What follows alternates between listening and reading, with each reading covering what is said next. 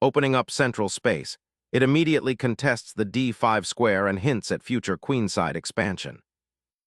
Developing a knight, this flexible response immediately challenges central control and prepares for further kingside action.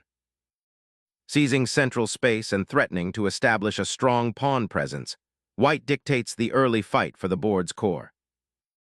Opening the kingside and preparing to develop the bishop, this solidifies black's pawn structure against white's central ambitions.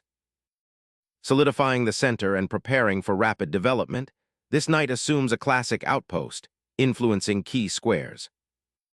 Solidifying the center immediately, this move initiates a classical queen's gambit decline structure, aiming for a balanced game. Solidifying the center and preparing for kingside development, white maintains a flexible pawn structure. Fortifying the center and preparing for queenside development, this knight takes up a supportive role. Developing this bishop aggressively targets the queenside and prepares for an eventual e4 push, creating dynamic pawn tension.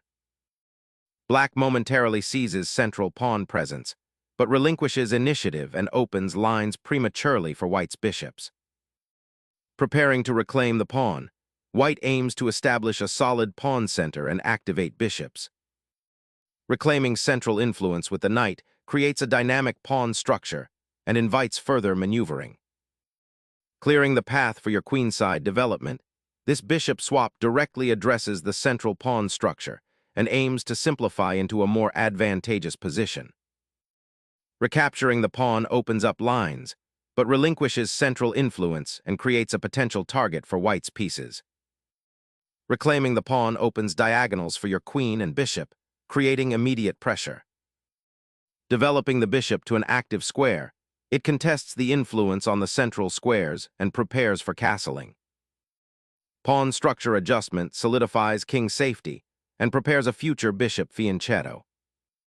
Securing the monarch allows for piece redeployment and potential central action later on. Castling secures the king and prepares to activate the rook, a crucial step in orchestrating piece play.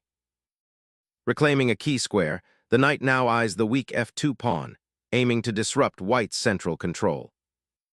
Unlocking the queen's potential, this aims to reroute it for a kingside assault or central influence, preparing for future advances. Unlocking the queenside's potential, black aims to develop the bishop and challenge white's central control by preparing c5. Activating the rook on the d-file solidifies central influence and prepares for potential pawn breaks. Black secures the bishop, ready to influence the long diagonal and potentially support a queenside expansion. Positioning a rook on the open c-file asserts pressure and prepares for potential breakthroughs. Securing the queen's influence over the central dark squares, preparing potential queenside expansion or a central pawn push. Probing the queenside, this prepares to challenge black's lightly defended structure. Reinforcing the d-file's control, this move bolsters black's central influence and readies for potential kingside activity. Injecting a knight into the center with tempo, this move aims to disrupt black's developing harmony and potentially exploit the light squares around their monarch. Black boldly challenges white's central pawn structure, aiming to seize initiative on the queenside.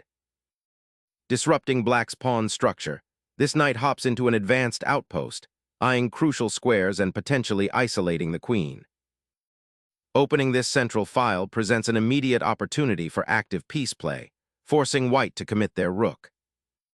Seizing the central dark squares, this knight maneuver aims to disrupt black's coordination and pry open lines for attacking play. Sacrificing a piece to disrupt white's central pawn structure and open lines for counterplay. Liberating the queen to centralize and eye the kingside, while simultaneously defending the pinned knight. Regaining central influence and preparing for potential pawn pushes on the kingside seems to be the idea here. Shifting the bishop to a more robust diagonal to deter potential pawn advances and enhance defensive coverage. Exchanging queens initiates a simplification, potentially leading to an endgame where piece activity will be paramount for control of the open c-file. The pawn push solidifies white's central control and opens a clear path for the rook, creating a promising initiative. Repositioning the knight to e8 offers an escape square from potential pawn attacks and prepares for regrouping. Solidifying central control and preparing a kingside pawn advance to restrict black's knight. Gaining crucial space on the queenside, this pawn advance prepares to launch a counterattack, challenging white's central ambitions and opening diagonals for black's pieces. Reactivating the monarch allows for a more active defense, preparing for potential pawn advances on the kingside. Activating the king on an open board can create attacking chances. Pushing the pawn forward aggressively seeks to break open the center and create space for white's pieces. Liberating the bishop to a more active diagonal and challenging white's advanced pawn structure. Opening the f-file dramatically reshapes the queenside pawn structure, creating an imbalance. Capturing the knight opens a critical diagonal for your bishop, potentially threatening the weakened kingside. Unleashing a swift attack, this pawn advances to seize crucial space and threaten the opponent's castled king.